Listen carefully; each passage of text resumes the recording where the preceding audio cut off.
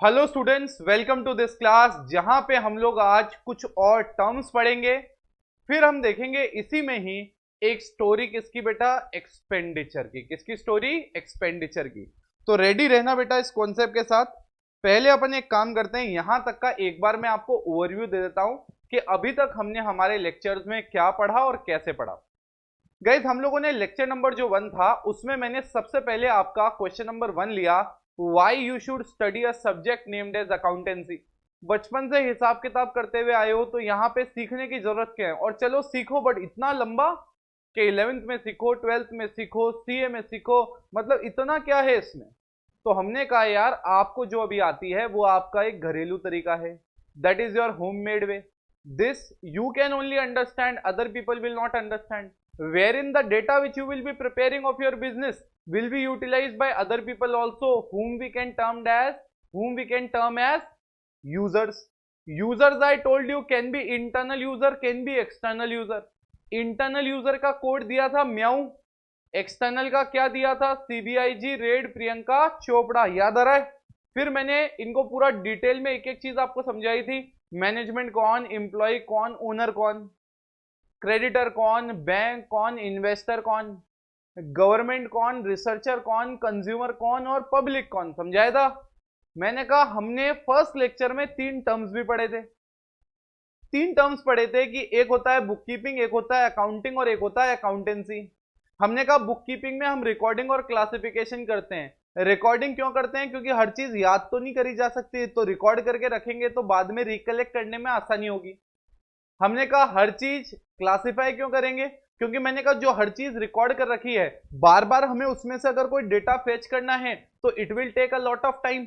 तो अगर हम उसी रिकॉर्डिंग को क्लासिफाई कर दें, अरेंज कर दें, तो हमें टाइमली वे में इंफॉर्मेशन मिलती जाएगी। क्लैरिटी है? उसके बाद हमने कहा अकाउंटिंग। मैंने कहा यार मेन मेड कॉन्सेप्ट था ये। तो जैसे जैसे बिजनेस में और रिक्वायरमेंट बढ़ती गई या बिजनेसमैन की और प्रॉब्लम्स देखते गए, एनालिस्ट करते गए, रिसर्चर्स ने और रिसर्च की और उन्होंने अकाउंटिंग बना दी, बुक कीपिंग से भी ब्रॉडर एस्पेक्ट। तो अकाउंटिंग में बुक कीपिंग तो है ही है, रिकॉर्डिंग है, क्लासिफिकेशन है, बट अब और क्या है? समराइजिंग है, इंटरप्रिटेशन एंड एनालिसिस है, और क्या है? कम्युनिकेशन है। फिर अकाउंटेंसी नाम क्यों है सब्जेक्ट का? Because when we take the knowledge of accounting we say we are studying a subject known as accountancy. फिर जाते जाते तुम्हें याद होगा, जाते जाते तुम्हें याद होगा मेरे प्यारे बच्चों, एक छोटा सा डायग्राम बनाया था अपन ने, स्कॉर्पियन डायग्राम। क्या बोला था अपन ने? अपन ने कहा था जब आप माल बेचते हो, जब भी आप कोई गुड्स बेचते हो, मतलब बिजनेस कर रहे हो, तो कुछ खरीदोगे और कुछ बेचोगे। तो जब आप खरीदते हो तो आप कैश में भी ले सकते हो, आप उधार में भी। तो जब आप उधार में लेते हो और अगर आपने ओरल प्रॉमिस दिया तो वो आदमी आपका क्रेडिटर। आपने लिख के दिया कि मैं वापस लौटा दूंगा, आपका वो क्या है? रिटन प्रॉमिस, मतलब वो आपका बिल्स पेबल। वहीं बिजनेस में आपने जो माल बेचा, आपने जो माल बेचा, तो हम कहते हैं वो क्या कैश में भी बिक सकता है या क्रेडिट में। कैश में बिका तो गया, कोई नहीं, हाथों हाथ कैश आ जाएगा। बट अगर उधार में बेचा तो उस आदमी को हम क्या बोलेंगे? अगर ओरल प्रॉमिस दिया उसने तो डेटर, अगर उसने रिटन प्रॉमिस दिया तो बिल्स रिसीवेबल। मैं ये ट्रेड पेबल और ट्रेड पेबल की स्टोरी भी सुनाऊंगा, बट पहले अपन क्या करते हैं, कुछ छोटे मोटे टर्म्स और हैं वो भी अपन देख लेते हैं। मैंने कहा यार अब अपन ना कुछ बेसिक टर्म्स देखते हैं, कुछ 2-3 टर्म्स मैं आपको बताऊंगा, फिर स्टोरी चालू हो जाएगी अपनी एक्सपेंडिचर वाली बेटा।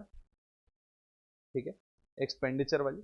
तो पहले अपन ये 2-3 बेसिक बेसिक टर्म्स समझते हैं। मैंने कहा यार, मैंने वहां पे लिखा गुड्स। क्या लिखा? गुड्स और सर्विस। तो मैंने कहा यार ये गुड्स और सर्विस में यहाँ पे बात क्या कर रहा हूँ, या एक काम करते हैं, गुड्स को समझते हैं, ऑटोमेटिकली सर्विस को समझ में आ ही जाएगा। पहले गुड्स को समझते हैं। ये गुड्स जो है ये चक्कर क्या है, ये गुड्स क्यों बोल रहे हैं अपन, ये नया टर्म कहाँ से आ गया गुड्स का? तो मैंने कहा आपको समझना पड़ेगा। मैंने कहा लेट्स से कि ये अपना एक कोई तुम्हारा दोस्त था 10th में, ये बन गया क्या बेटा? डॉक्टर। क्या बन गया मेरे प्यारे बच्चों? डॉक्टर बन गया। तो डॉक्टर बन गया, ठीक है। ये जब डॉक्टर बन गया मेरे प्यारे बच्चों, जब ये डॉक्टर बन गया तो मुझे बताओ इसने क्या किया? एक अस्पताल खोला, इसने एक हॉस्पिटल खोला, और बिल्कुल प्राइम लोकेशन पे इसने हॉस्पिटल खोला। ठीक है, समझना अच्छे से। प्राइम लोकेशन पे इसने हॉस्पिटल खोला, और हॉस्पिटल में ऑब्वियसली आपको पता होगा बेड्स वगैरह भी होंगे जहां पे मरीजों को, पेशेंट्स को रखेंगे। अब ये जो इसने हॉस्पिटल खोला ना, बहुत ही आलीशान हॉस्पिटल खोला, ठीक है। अब हमने कहा यार, अब तुम बड़े हुए और तुमने कहा यार तुम इंस्टीट्यूट खोलोगे, तो लेट्स से तुमने आईपी इंस्टीट्यूट खोला। तुमने आईपी इंस्टीट्यूट खोला और तुमने कहा यार ये तो बहुत जबरदस्त बिल्डिंग है। तो बोले यार अपन एक काम करते हैं, बोले यार इस हॉस्पिटल के जो मालिक है, जो अपना दोस्त है, उससे बात करते हैं। तो मैंने कहा इस अस्पताल में रोज पेशेंट्स भी आते हैं। कौन आते हैं रोज? पेशेंट्स भी आते हैं।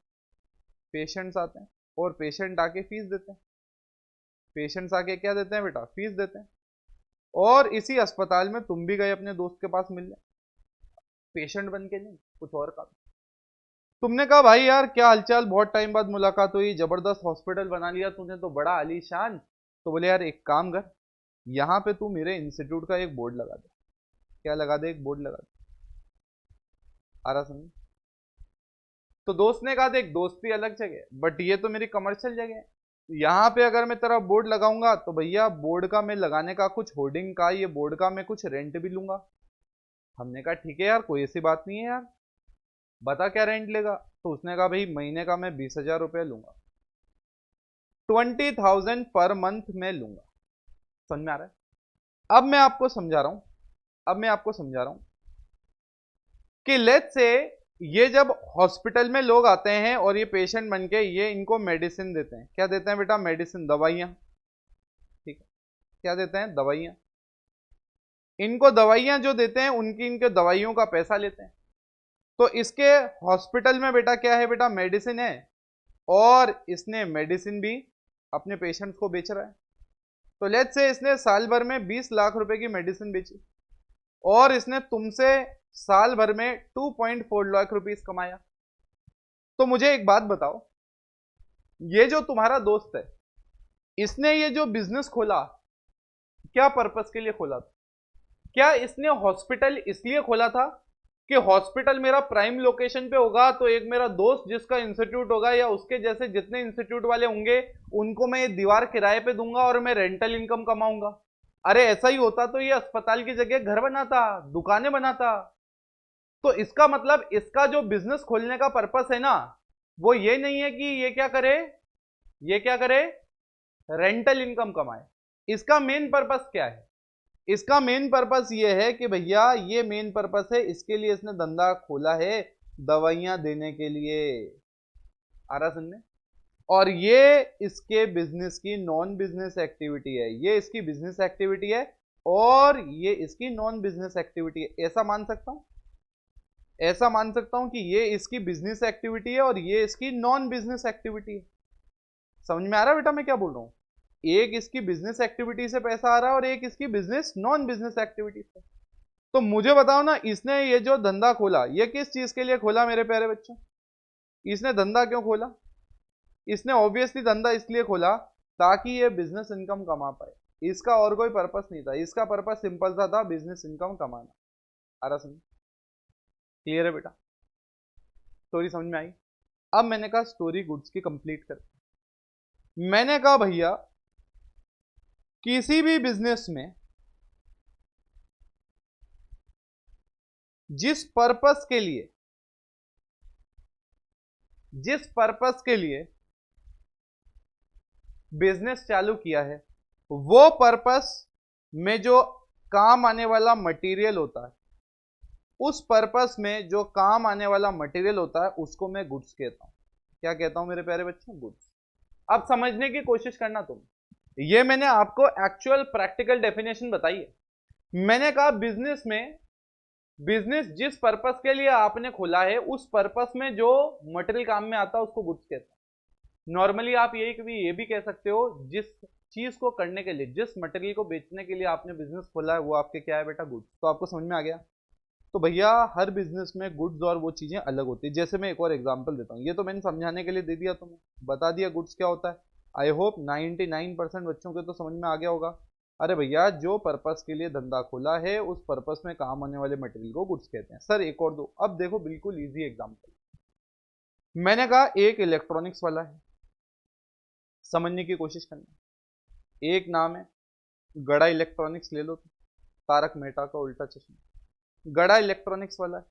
अब मुझे एक बात बता, गड़ा इलेक्ट्रॉनिक्स वाले ने क्या किया, इसने अपनी दुकान में स्टॉक रख रखा है, और इसकी दुकान में एक क्या है, एक तो वाटर कूलर है। वाटर कूलर मतलब जहां कोई कस्टमर आए और कस्टमर आने के बाद वहां से पानी पी ले, किसी को जरूरत हो। दूसरा, उसने अपने यहाँ पे टीवी रख रखे हैं और मोबाइल रख रखे हैं। क्या रख रखे हैं बेटा, टीवी और मोबाइल। अब आप मुझे बताओ मेरे प्यारे बच्चों, मुझे बताओ उसने अपने धंधे किस चीज के लिए खोला था। उसने अपना धंधा बिजनेस इसलिए खोला था कि वो बिजनेस करके लोगों को बस पानी पिलाएगा। वाटर कूलर से पानी पीने का पर्पस था क्या उसके बिजनेस का? नहीं, बिजनेस का पर्पस क्या था, टीवी बेचना। तो भैया उसके दुकान पे जितने भी टीवी रखे हैं, मोबाइल रखे हैं, वो उसके गुड्स कहलाएंगे। और जो उसके बिजनेस में यूज हो रहे हैं, दे आर नॉट गुड्स, वो उसने यूज करने के लिए लिए हैं, वो उसने बिजनेस में बिजनेस कर रहा है इसलिए उसमें ये यूज आएंगे। यहां पे उसका बेचने का इंटेंशन नहीं है। क्या चीज का इंटेंशन नहीं है, बेचने का। तो ये आपको देखो एक और एग्जांपल दे दिया ताकि आपको ये समझ में आ जाए कि ये क्या है, गुड्स क्या होते हैं। क्लियर है? तो मैंने आपको एक डिटेल्ड एग्जांपल दे दिया, उसके साथ में एक छोटा एग्जांपल दे दिया। फटाफट इसको कॉपी करो और दिमाग में सेट कर लो कॉन्सेप्ट को।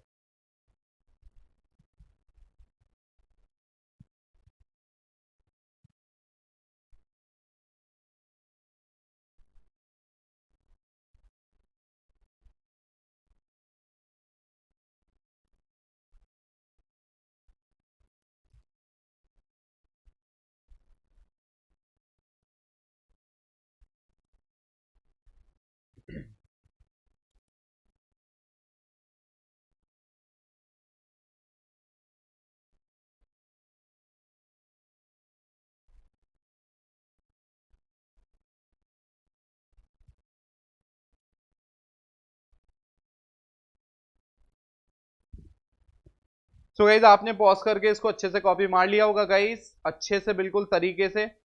अब अपन स्टार्ट करते हैं बेटा, जो मैं आपको कह रहा था। अब आप देखो, पहले तो ये ऊपर वाला अपन दूर कर लेते हैं, कंफ्यूजन। कंफ्यूजन मतलब पता ही नहीं था अभी तक, कंफ्यूजन तो अब क्रिएट हो सकता है। देखो बेटा मेरे प्यारे बच्चों, ये क्या है, ट्रेड पेबल्स। क्या है बेटा, ट्रेड पेबल्स। ये क्या है, ट्रेड रिसीवेबल। ट्रेड का मतलब क्या होता है बेटा, बिजनेस। क्या होता है बेटा, बिजनेस।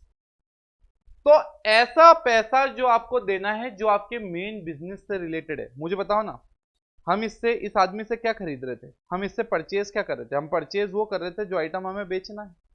तो बेसिकली हम ऐसा आइटम जो उधार में खरीदते हैं जो हमें बेचना है, उस आदमी को हम क्रेडिटर या क्या कहते हैं, बिल्स पेबल। इसलिए दोनों को मिला के हम कहते हैं ये पेबल्स हैं बट ट्रेड से रिलेटेड, मतलब पेबल्स हैं बिजनेस से रिलेटेड। सेम वैसे ही जब इस माल को हम बेचते हैं, क्या करते हैं, इस माल को जब हम बेचते हैं तो हम कहते हैं यार ये हमारा ट्रेड रिसीवेबल है, मतलब यहां से पैसा आएगा। क्या है, यहां से पैसा आएगा, और ये ट्रेड से रिलेटेड है, मतलब बिजनेस से रिलेटेड है। स्टोरी समझ में आ गई? तो गाइज मैंने कहा पांचवा पॉइंट अपन ने क्लियर कर लिया। अब आते हैं अपन सिक्स पॉइंट पे। सिक्स पॉइंट पे आते हैं बेटा। ये क्या है, स्टोरी ऑफ द एक्सपेंडिचर। क्या बोला बेटा मैंने, स्टोरी ऑफ द एक्सपेंडिचर, कहानी एक्सपेंडिचर की, स्टोरी ऑफ द एक्सपेंडिचर। ध्यान से सुनना बेटा, बहुत सारे टर्म्स इसी कहानी से निकलेंगे। अब देखो बेटा, मैं ये मतलब बच्चा क्या होता है, इसको थ्योरेटिकली पढ़ता है तो बोरिंग लगता है। मैं आपको हर एक का प्रैक्टिकल बिजनेस लाइफ एग्जांपल देके बता रहा हूँ। मतलब आप अगर किसी को समझाना चाहो ना, तो भी आप इतने जबरदस्त तरीके से समझा दोगे। दो एग्जांपल खुद के देखो और रिलेट करना चालू करो। मतलब अब आप ऐसी स्पेशलाइजेशन आपने पकड़ी है, अब आप रिलेट करना चालू करो। मतलब घर पे आपको कोई आइटम दिख जाए तो आप उसमें से दिमाग लगाना चालू करो कि यार ये अगर मैं इसको बेचता तो ये क्या मेरा गुड्स होता या नहीं होता। आप जब स्टोरी ऑफ द एक्सपेंडिचर दूं तो आप रिलेट कर सकते हो। कई बार कोई डायलॉग मारता है ना ऐसा मूवी में कि यार ये तो एसेट है, लाइबिलिटी है, या आपकी लैंग्वेज ही, टोन ही ऐसे चेंज हो जाएगी, आप हर एक चीज से रिलेट करते रहोगे, आपकी टर्मोलॉजी इतनी इंप्रूव हो जाएगी। ठीक है? तो ये बेसिकली बिजनेस सेंस में सारा कनेक्ट करके पढ़ना, और फिर रोज अपनी डेली लाइफ में कोशिश करना कि टर्म्स को इंप्लीमेंट करो, ताकि अपना क्या हो, दिमाग में सेट होते जाए कॉन्सेप्ट। अब मैंने कहा एक्सपेंडिचर। अब सबसे पहले अपन ये बताते हैं, ये जो एक्सपेंडिचर होता है ये होता क्या है। ये एक्सपेंडिचर क्या होता है पहले ये समझ लेते हैं। एक्सपेंडिचर मतलब होता है अमाउंट स्पेंट। एक्सपेंडिचर मतलब क्या होता है, यहाँ साइड में लिख दूं, ये नीचे लिख देता हूं ताकि कंफ्यूजन ना हो। ठीक है, एक्सपेंडिचर मतलब क्या होता है, अमाउंट स्पेंड। अमाउंट स्पेंड, मतलब मुझे आप बताओ ना, अमाउंट जब आप स्पेंड करते हो, अमाउंट जब आप खर्चा कर देते हो, तो आप खर्चा क्यों करते हो? लेट्स से आप मार्केट गए, मार्केट है, आप गोलगप्पे वाले के पास गए, गोलगप्पे वाले को आपने 20 रुपए दिए, तो आप गोलगप्पे वाले को 20 रुपए क्यों दे रहे हो? ऐसे दे रहे हो? जब भी आप कोई अमाउंट स्पेंड करोगे तो अल्टीमेटली आपका पर्पस क्या रहता है? उस अमाउंट के सामने कोई ना कोई, मेरे प्यारे बच्चों, बेनिफिट लेना। हमारा पर्पस बिल्कुल क्लियर है कि हमें अगर कोई अमाउंट स्पेंड करना है तो हमें उसके साथ बेनिफिट लेना है। क्या लेना है मेरे प्यारे बच्चों? बेनिफिट। तो जब आप कोई अमाउंट स्पेंड करते हो with the whole and sole objective के आपको कोई ना कोई बेनिफिट मिलेगा, तो इसका मतलब आप एक्सपेंडिचर कर रहे हो। क्या कर रहे हो? आप एक्सपेंडिचर कर रहे हो। आ रहा समझ में? तो समझ में आ गया? आपने बुक्स खरीदी, आपने क्या किया? आपने बैग खरीदा, आपने जूते खरीदे, आप क्या कर रहे हो? एक्सपेंडिचर कर रहे हो। आ रहा समझ में? तो मैंने कहा अब अगर आप देखोगे तो यहां पे इसको रिलेट करते हैं और मैं इसको दो पार्ट में बाइफरकेट करता हूं। क्या करता हूं? दो पार्ट में बाइफरकेट करता हूं। सुनो अब ध्यान। मैंने कहा जब भी आप कोई अमाउंट स्पेंड करते हो with the whole and sole objective कि आपको कोई ना कोई बेनिफिट मिलने वाला है, तो मैंने कहा अब आपको ये देखना पड़ेगा भैया, जब इस ऑब्जेक्टिव से आप ये काम करते हो, जब इस ऑब्जेक्टिव से आप ये काम करते हो, तो भैया आपको ये बेनिफिट कब मिल रहा है? मतलब अगर आपको ये बेनिफिट करंट ईयर में ही मिल जाए और एग्जॉस्ट हो जाए, तो हम कहते हैं वो हमारा एक्सपेंस है। क्या बोला बेटा मैंने? वो क्या है? हमारा एक्सपेंस है। मतलब आपने कोई अमाउंट स्पेंड किया, मतलब कोई अमाउंट का खर्चा किया, और वो अमाउंट का खर्चा आपने इस तरह से किया कि बेनिफिट करंट ईयर में ही एग्जॉस्ट हो गया। सर ऐसे कैसे? एग्जांपल दो। मैंने कहा यार ये लो एग्जांपल की बिल्कुल जड़ी लगा देते हैं तुम्हारे सामने। मैंने कहा पहला एग्जांपल, मैंने कहा आपने रेंट दिया, तो आपने क्या किया? 2021 और 22 का रेंट दिया, और रेंट दिया आपने 10 लाख रुपीज। भाई साल भर का आपने किराया दिया। अब मुझे आप ये बताओ, आपने अमाउंट तो स्पेंड किया। सबसे पहले देखो क्या ये एक्सपेंडिचर है? आपने अमाउंट स्पेंड किया, यस। क्या ये अमाउंट स्पेंड करके आपको बेनिफिट मिलेगा? 100% भैया बेनिफिट मिलेगा।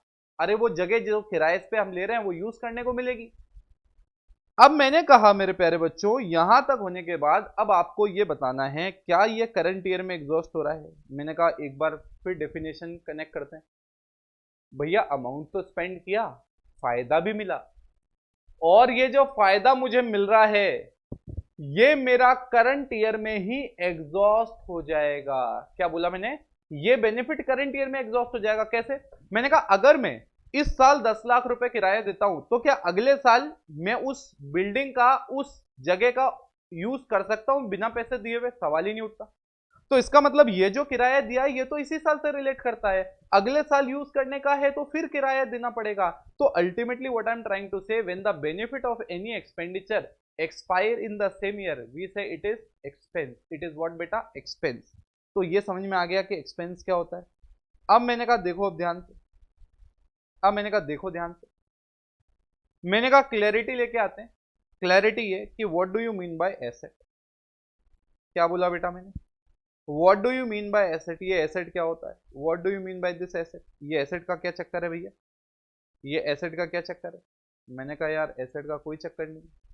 मैंने कहा एसेट का सिंपल सा एक मीनिंग है, जब आपने कोई एक्सपेंडिचर किया और उसका बेनिफिट फ्यूचर ईयर में मिलेगा। कब मिलेगा बेटा? फ्यूचर ईयर में। वहां पे भी पीवाई को पूरा present year, current year, CY को करंट ईयर लिख देता हूं। ठीक है, करंट ईयर। यहां तक स्टोरी समझ में आई? आपने खर्चा किया, फायदा भी मिला, बट फायदा कब मिलेगा? फ्यूचर में। कब मिलेगा? फ्यूचर।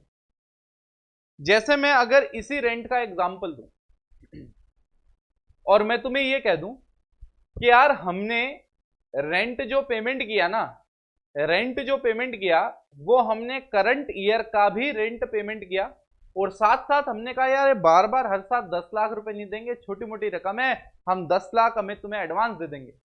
तो मतलब हुआ क्या? आपने क्या किया? 20 लाख रुपए दे दिए। तो मुझे बताओ ना, 20 लाख में से जो आपने एक्सपेंडिचर किया, 10 लाख का बेनिफिट तो करंट ईयर में मिल जाएगा, इस साल का किराया है और इस साल आप यूज कर लोगे। बाकी बचे हुए 10 लाख है, उसका बेनिफिट कब मिलेगा? अगले साल। क्या अगले साल आपको पैसा देना पड़ेगा? नहीं। सिर्फ 10 लाख दे चुके हो, सिर्फ अगले साल फायदा उठाना है, मतलब बेनिफिट मिलना है। तो जब ऐसा कोई एग्जाम्पल होता है तो हम कहते हैं वो हमारा एसेट है। एग्जाम्पल एग्जाम्पल एग्जाम्पल, ठीक है। तो मैंने कहा आपने क्या किया, रेंट पे किया, rent paid for next year, अगले साल के लिए किराया दे डाला। एक और दूसरा एग्जाम्पल, भाई आज मैंने एक लैंड खरीदी, जमीन खरीदी 1 करोड़ रुपए में। बताओ मेरे प्यारे बच्चों, अगर मैं 1 करोड़ रुपए की जमीन खरीदूंगा तो इसका फायदा भी मुझे कब मिलेगा, फ्यूचर में मिलेगा। भाई आज बेनिफिट एग्जॉस्ट थोड़ी हो जाएगा, फ्यूचर में भी बेनिफिट मिलेगा ना। तो जो बेनिफिट फ्यूचर में मिलेगा वो मेरे लिए क्या है, एसेट। इसलिए rent paid for the current year मेरा एक्सपेंस है, rent paid for the next year मेरा एसेट है। लैंड परचेज, तो लैंड भी मेरे लिए क्या है, एसेट है, क्योंकि उसका फायदा भी कब मिलेगा, फ्यूचर में। क्या आपको थोड़ा सा बेसिक क्लियर हो गया, वापस कनेक्ट करो। मैंने कहा स्टोरी ऑफ द एक्सपेंडिचर, मैंने कहा whenever you spend the amount you want to take the benefit. If the benefit will exhaust in the current year वो एक्सपेंस है, if the benefit will exhaust in the future year वो आपका क्या है बेटा, क्या है आपका, एसेट। कई बार देखा होगा तुमने, पापा अगर कॉमर्स में है तो बच्चे को बोल देते हैं तू तो हमारे लिए क्या है बेटा, एसेट ही नहीं है। कई बार बच्चा होनहार होता है, आ रहा समझे, आगे बढ़ेंगे। कई बार ऐसा लाइबिलिटी भी एक वर्ड है जो आगे इसके बाद में कवर होगा। तो कई बार जब जैसे एसेट से बेनिफिट आता है वैसे लाइबिलिटी में क्या होता है, बेनिफिट जाता है। तो कई बार घर वाले कहते हैं अरे तू तो लाइबिलिटी है हमारे ऊपर, मतलब जिम्मेदारी है। कई बार बच्चा बढ़िया पढ़ रहा होता है, अरे बेटा तू तो हमारे लिए एसेट है।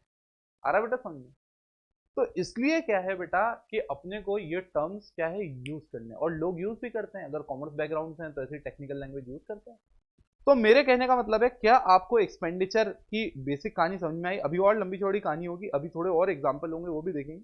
एक काम करते हैं, एक क्यूमुलेटिव एग्जाम्पल और करा देता हूँ, फिर मैं कॉपी करने के लिए देता हूँ, फिर और भी बाइफर्केशन होगा, डोंट वरी। एक अच्छा एग्जाम्पल आ रहा समझने, आप मान के चलो ये ना बिजनेस से रिलेटेड नहीं दे रहा हूं मैं, अब नॉर्मली तुम्हारी उससे कनेक्टेड दे रहा हूं कि अगर लेट्स से कि ये बिजनेस एक्सपेंडिचर होता तो क्या होता, ठीक है। Let's say try to understand. मैंने कहा आज अगर, या इंश्योरेंस से कनेक्ट कर देता हूं, बिजनेस से भी कनेक्ट हो जाएगा, इंश्योरेंस कर देता हूं, ठीक है। इंश्योरेंस प्रीमियम आता है हर साल, कितना आता है बेटा, इंश्योरेंस प्रीमियम आता है। इंश्योरेंस समझते हो ना, कि कल को नुकसान हो जाए तो तुम्हें सामने वाला पैसा देगा, वो इंश्योरेंस कंपनी पैसा देगी, ठीक है। तो अब इंश्योरेंस प्रीमियम देना होता है उसके लिए। तो इंश्योरेंस प्रीमियम तुम हर साल देते हो 1,000, आ रहा समझे, ईयरली प्रीमियम कितना, 1,000। अब तुमने कहा यार ये हर साल ना हजार हजार रुपए तो हम नहीं देंगे। तो तुमने क्या किया, इस बार जब डिपॉजिट करवाए ना, तो you actually paid how much guys, actually paid how much, you paid 3,000। You paid how much my प्यारे student, you paid 3,000। So tell me one thing, ये जो 3,000 तुमने दिया है इसमें से मुझे बाइफरकेट करके बताओ ना प्लीज। 2 सेकंड पॉज कर लो, चाहे 2 सेकंड पॉज कर लो, या मैं फुल स्क्रीन कर देता हूं, 2 5 सेकंड दूंगा, सोच के बताना।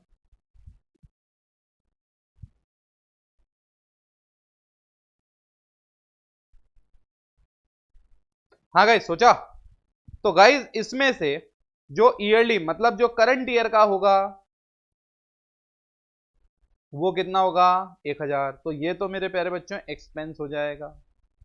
और जो आपने फ्यूचर के लिए, अरे भैया अगले 2 साल का पेमेंट भी अभी कर दिया ना 2,000, तो ये तुम्हारे लिए क्या है, ये तुम्हारे लिए एसेट है। ये तुम्हारे लिए क्या है मेरे प्यारे बच्चों, एसेट है। क्लैरिटी है इसमें, दिमाग में जा रहा है अपने क्या है। पहले यहां तक कॉपी कर लो बेटा, फिर अपन आगे करेंगे, अभी स्टोरी ऑफ द एक्सपेंडिचर पूरी खत्म नहीं हुई है।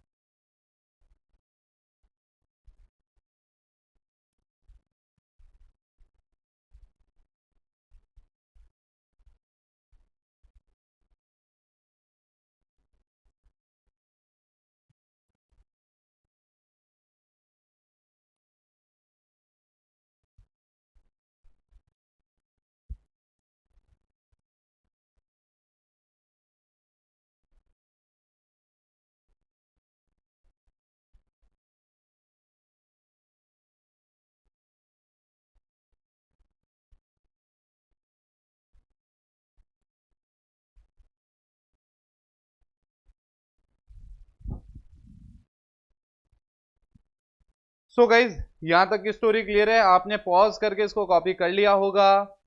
तो गाइज अब स्टार्ट करते हैं अपन इसी में ही एसेट का थोड़ा और क्लासिफिकेशन। अगला पॉइंट कर देता हूं मैं, स्टोरी ऑफ द एक्सपेंडिचर ही है, वैसे उसी को ही आगे एक्सपेंड कर रहे हैं, बट पॉइंट नंबर 7। अब मेरे प्यारे बच्चों क्या होता है मैं बताता हूं। अब मेरे प्यारे बच्चों तुम्हें बताता हूं मैं कि अब पॉइंट नंबर 7 में यहां पे स्टार्ट कर रहा हूं। पॉइंट नंबर 7 क्या कहता है? पॉइंट नंबर 7 कहता है कि ये जो एसेट है ना, इस एसेट का भी फर्दर क्लासिफिकेशन हो सकता है। मतलब हमें फ्यूचर में जो बेनिफिट मिलने वाला है ना, इस बेनिफिट को भी हम और फर्दर क्लासिफाई कर सकते हैं। हमने कहा क्या है वो, देखते हैं। एक को बोला जाता है करंट एसेट। क्या बोला जाता है? Current asset. अभी बताएंगे, अभी तो नाम बता रहा हूं, नेचर समझना ज्यादा इंपॉर्टेंट है। दूसरा है बेटा नॉन करंट एसेट। दूसरा क्या है? Non current asset. आ रहा समझे? एक है करंट एसेट, एक है क्या बेटा? Non current asset. एक है करंट एसेट और एक है नॉन करंट एसेट।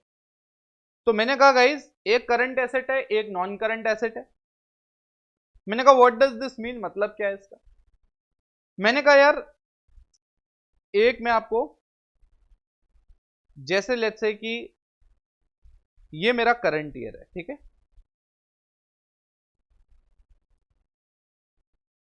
ये मेरा करंट ईयर है, ठीक है? अब ये मैंने मेरा करंट ईयर बना दिया यहां पे, लेट्स से 2021 2022, ठीक है? उसके अगला जो साल है वो है मेरा नेक्स्ट ईयर, ठीक है? उसके जो है ये आ गया नेक्स्ट ईयर के आगे का फ्यूचर। आ रहा समझ? अगर मैं आपके लिए एक और यहां पे लिख दूं ऊपर फ्यूचर, तो ये पूरा का पूरा इसके आगे का पूरा फ्यूचर, ठीक है? अब यहां पे मैं लिमिट नहीं लगा रहा हूं, मतलब आप मान लो इसके आगे की सारी, क्या बोला बेटा ने? इसके आगे का सारी, ठीक है? अब अगर मैं ये कहूं, मैं आपको एक छोटी सी चीज बता देता हूं, वैसे आगे एक जब आगे वाले चैप्टर में आएंगे तो कुछ प्रिंसिपल हैं वो पढ़ाऊंगा, तब और डिटेल में ये चीज समझ में आएगी जो भी बता रहा हूं। बट अभी के लिए आप एक चीज ध्यान रखना, इंडिया में जो फाइनेंशियल ईयर है वो स्टार्ट होता है 1 अप्रैल को। तो लेट्स से ये स्टार्ट हुआ होगा 1 अप्रैल 20 को, और ये फाइनेंशियल ईयर खत्म कब होगा बेटा? 31 मार्च 2021। कब होगा? 31 मार्च 2021। अगला ये जो नेक्स्ट ईयर है कब चालू होगा? 1 अप्रैल 2022। अरे यार ये 21 22 है ना, 21 22 ये चालू होगा 22 से लेके 31 मार्च 23, और ये उसके आगे के फिर 23 के बाद जितने भी ईयर्स है आगे के 10 15 20 जितनी भी आगे लाइफ है वो सारे के सारे, ठीक है? तो मैं यहां लिख देता हूं beyond next year. Beyond next year मतलब नेक्स्ट ईयर के आगे। अब समझने की कोशिश, ठीक है? समझने की कोशिश करनी। मैंने कहा एग्जाम्पल ले रहा हूं मैं नीचे, मैंने कहा लेट्स से ऑर्गेनाइजेशन है, वो इंश्योरेंस वाला एग्जाम्पल लेते हैं। ऑर्गेनाइजेशन को इंश्योरेंस का प्रीमियम देना है। ऑर्गेनाइजेशन को क्या देना है? इंश्योरेंस का प्रीमियम। अरे भैया जो तुम्हें इंश्योर कर रहा है, जो आदमी तुम्हें ये कह रहा है कि तुम्हारे नुकसान हो गया तो मैं भरपाई करूंगा, तो वो फ्री में थोड़ी करेगा, उसका भी बिजनेस है। तो वो क्या करेगा? आपसे हर साल प्रीमियम लेगा। तो उसने कहा मैं ईयरली प्रीमियम लूंगा 1000। कितना लूंगा? ईयरली 1000। तुमने कहा यार हमारे लिए ये जो ईयरली 1000 ये तो बहुत छोटी रकम है। तो तुमने कहा यार हम इंश्योरेंस जो पे कर रहे हैं हम एक साथ दे देते हैं 10 साल का 10,000। कितना दे देते हैं? 10 साल का 10,000। एग्जाम्पल है, करता नहीं है ऐसा कोई, ठीक है?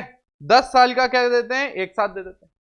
तो मुझे अब एक बात बताओ, सबसे पहले तो इस 10,000 का एक्सपेंस और एसेट में बाइफर्केशन बता दो। सीधा सा क्लियर है। करंट ईयर में हमें बेनिफिट कितने का मिलेगा? 1000 रुपीज का। बाकी जो हमने किसके लिए दिया? फ्यूचर के लिए।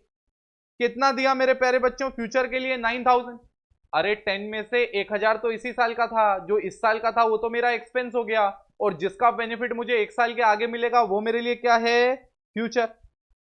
मतलब एसेट है ना, तो एसेट लिख दो। समझ में आ गया ना? फ्यूचर जो लिखा था क्यों लिखा था, तो क्या हो गया? एसेट। अब मैंने कहा ये जो एसेट है, ये जो एसेट है, व्हाट डज दिस मीन? मैंने कहा यार ये जो एसेट है ना, इसका मतलब क्या है? मैंने कहा यार इस एसेट का सिंपल सा मतलब है कि इसका बेनिफिट मुझे फ्यूचर में मिलेगा। बट अभी अभी हमने देखा कि हम फ्यूचर को भी दो पार्ट में बांट सकते हैं, एक तो जिसका बेनिफिट मुझे अगले साल मिलेगा, और एक बेनिफिट जो मुझे उस अगले साल के भी बाद मिलेगा। क्लैरिटी है? तो मैंने कहा अगले साल मुझे कितने का बेनिफिट मिलेगा इस साल के खत्म होने के बाद? 1000। और अगले साल के आगे के कितना बेनिफिट है? 8000। स्टोरी समझ में आई? स्टोरी समझ में आई? अब मैं समझाता हूं, ऊपर से कनेक्ट करता हूं।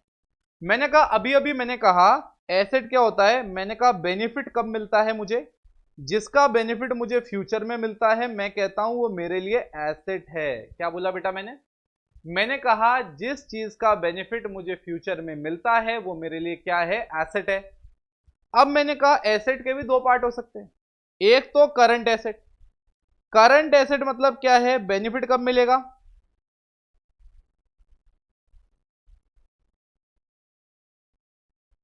With in 1 year from the end of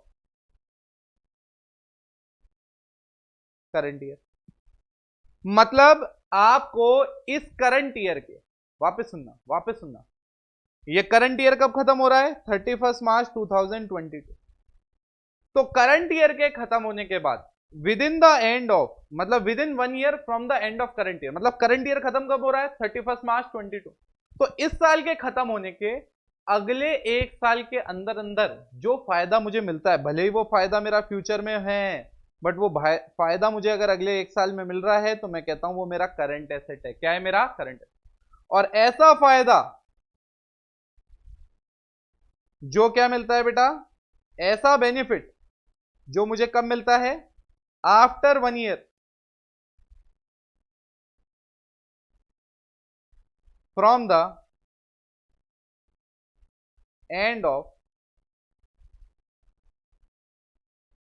current year. मतलब करंट ईयर के एंड होने के अगले 1 साल के बाद जो मिलता है वो क्या है मेरा? वो क्या है मेरे प्यारे बच्चों? वो मेरा है नॉन करंट एसेट। वापस समझना, यहां बच्चा कंफ्यूज होता है guys, क्योंकि अभी नई नई स्टोरी सुनी है ना, तो इसलिए थोड़ा थोड़ा कंफ्यूजन आता है। But I always say exam दो और वहां कंफ्यूजन आए, इससे बेटर है क्लास को ही इसी तरह से प्रैक्टिकल बनाओ कि जितने कंफ्यूजन आने वो क्लास में आ जाए। आप सुनने की कोशिश करना, समझने की कोशिश करना। मैंने कहा हमने ऊपर पढ़ा था, पहले हमने ऊपर क्या पढ़ा था कि आपका अगर करंट ईयर, सुनना आपका मैं क्या बोल रहा हूं, मैंने कहा अगर मेरे को जो मैंने एक्सपेंडिचर किया है उसका फायदा करंट ईयर में मिल जाता है, जैसे मैंने करंट ईयर का बिजली का बिल भरा, पानी का बिल भरा, रेंट भरा, इलेक्ट्रिसिटी जो भरा मैंने, अगर उसका बेनिफिट सिर्फ करंट ईयर तक है, मतलब अगले साल वापस वो फायदे चाहिए, वो बेनिफिट चाहिए, तो फिर पेमेंट करना पड़ेगा, तो इसका मतलब मैं क्या कर रहा हूं? मैं एक एक्सपेंस कर रहा हूं। क्लियर है? तो सबसे पहले एक्सपेंस वाला दिमाग से निकालना पड़ेगा कि ये अपने कॉन्सेप्ट दिमाग में सेट हो जाए, पहले ये निकलना चाहिए कि यस ये कॉन्सेप्ट आ गया। अब देखो मैंने 10,000 का जो पेमेंट किया था, पहले मैंने करंट ईयर का एक्सपेंस निकाल दिया कि भैया करंट ईयर के लिए कितना पे किया? 1000। तो पहले दिमाग में एक क्लैरिटी हो गई, जिसका फायदा करंट ईयर में मिल गया वो 1000 तो एक्सपेंस है, बचा 9000 मेरा एसेट है। ये पूरा का पूरा क्या है? मेरा एसेट। अब अगले 1 साल में मुझे कितने का बेनिफिट मिलेगा? 1000 का। तो ये एसेट तो है, बट इस एसेट का फर्दर क्लासिफिकेशन हो गया, ये मेरा करंट एसेट हो गया। तो इस साल के खत्म होने के बाद अगले 12 महीने के अंदर अंदर, मतलब अगले 1 साल के अंदर अंदर जो फायदा मुझे मिल जाएगा वो क्या है? Current asset. और उसके आगे का जो फायदे के लिए मैंने आज पेमेंट कर दिया वो मेरे लिए क्या है? वो मेरे लिए है मेरे प्यारे बच्चों नॉन करंट एसेट। क्या है बेटा? Non current asset. दिमाग में सेट हो गया बेटा मैं क्या बोलना चाह रहा हूं? दिमाग में सेट हो गया? आपको ये लिखना भी है भी, आपको फिर इसको वापस रिवाइज भी करना है। मैंने इसलिए पूरा का पूरा चार्ट वार्ट बना के तुम्हें दिया है ताकि तुम इसको रिवाइज अच्छे से कर सको। देखो जब आप अभी फर्स्ट टाइम पढ़ोगे तो थोड़ा थोड़ा कंफ्यूजन तो आना है बेटा। So just make sure that you just try to follow it, और वो ऑटोमेटिकली आगे क्या होगा, कवर अप करवा दूंगा मैं। ठीक है ना। वापस अपन जब पढ़ते हुए चलेंगे तो अपने आप ये स्ट्रांग होता हुआ चलेगा अपने दिमाग में। जैसे जैसे आगे बढ़ेंगे कॉन्सेप्ट क्लियर होता हुआ चलेगा। अभी तो दिमाग में क्लियर हो गया। क्या बोला मैंने? Expense, asset, asset further classified into current asset and non current asset, and पूरी की पूरी कहानी है बेनिफिट। अब देखो आप इस चार्ट में भी जो बेनिफिट अगले 1 साल में मिल रहा है वो तो मेरा क्या हो गया, करंट एसेट। और जिसका फायदा मुझे उसके भी आगे मिल रहा है वो मेरे लिए क्या है बेटा, वो क्या है मेरा, नॉन करंट एसेट।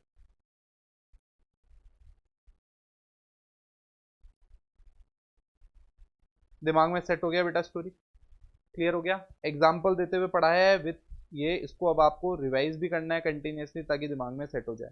फटाफट पहले कॉपी करो बेटा एसेट वाला पार्ट।